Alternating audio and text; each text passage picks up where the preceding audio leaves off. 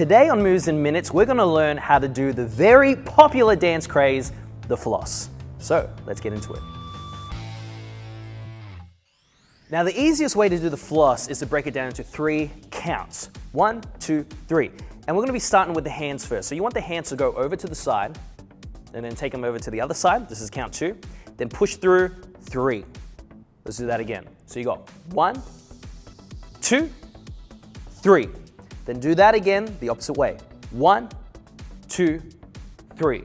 I believe the arms are the hardest part to master, and the hips will follow. Speaking of the hips, when you do your arms over to the side like this, you want your hip to go out the opposite way. Then when you swing your arms to the other side, the hips go out to the opposite side. So you're just doing it like this, you're leaning away. But when you pull your arms in on 3, you gotta thrust your hip through the gap. We'll do that again.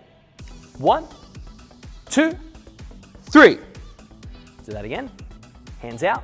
1, 2, 3. Then we go the opposite way from here. Your hip has to go back, opposite, away from your arms. You go to the other side, and then you thrust through. We'll do that one more time. We're already here at this position here. Your hands out, hands to the other side, and then push it through. Once you get that, try and connect it and try not to stop. So we're gonna go like this. 1, 2, 3. 1, 2, 3. Once you get that, start off slow, start at this speed, and then you can gradually go faster. 1, 2, 3. 1, 2, 3. 1, 2, 3. 1, 2, 3.